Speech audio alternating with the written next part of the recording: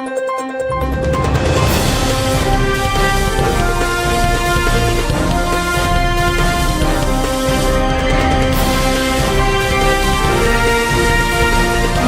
नगरी 24 तास न्यूज, रोखोक बातम्या आणि बरच काही. मुख्यमंत्री लाडकी बहीण योजनेला दिवंगत उपमुख्यमंत्री अजित पवारांचं नाव द्या अशी मागणी राष्ट्रवादी काँग्रेस अजित पवार गटाचे आमदार अमोल मिटकरी यांनी केली आहे. अजितदादांच्या दूरदृष्टीतून आलेल्या या योजनेला अजितदादांची लाडकी बहीण योजना असं नाव देत त्यांच्या स्मृती सरकारनं वेगळ्या पद्धतीनं जपाव्यात असं अमोल मिटकरी म्हणाले होते.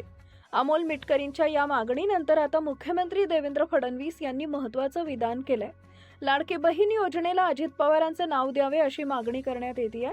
यावर देवेंद्र फडणवीसांना माध्यमांनी प्रश्न विचारताच त्यांनी याबाबतची महत्त्वाची माहिती दिली. लाडकी बहीण योजनेबाबत अनेक मागण्या आहेत, याबाबत आम्ही बसून निर्णय घेऊ असं फडणवीस म्हणाले. दरम्यान लाडकी बहीण योजनेसारख्या योजनांमुळे राज्यांची महसुली तूट वाढत आहे. महाराष्ट्र हे महसुली तुटीमध्ये गेलं असल्याचं निरीक्षण यंदाच्या आर्थिक पाहणी अहवालात मांडण्यात आलंय. त्यामुळे आगामी काळात राज्य सरकार कशा पद्धतीनं परिस्थिती हाताळणार तसेच कोणता महत्त्वाचा निर्णय घेणार याकडे सर्व लाडक्या बहिणींचं लक्ष लागलंय. दरम्यान जून 2024ला जेव्हा योजना सुरू झाली तेव्हापासूनच ती वादात आणि राजकारणात अडकून आहे. कधी नावं कपात केल्यामुळं, कधी KYCमुळं, तर कधी इतर विभागाचे निधी योजनेसाठी वळवल्यामुळं. कारण कितीही असो, वाद कितीही असो, योजना बंद केली जाणार नाही असं महायुती सरकारनं स्पष्ट केलंय. लाडक्या बहिणींना महिन्याला पैसे मिळत राहणार असं सत्तेत बसलेला प्रत्येक नेता आजही सांगतोय.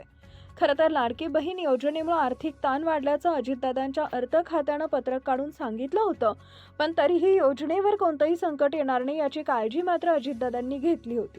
अशातच या योजनेला अजित पवार यांचं नाव देण्याची मागणी आमदार अमोल मिटकरींनी केली आहे.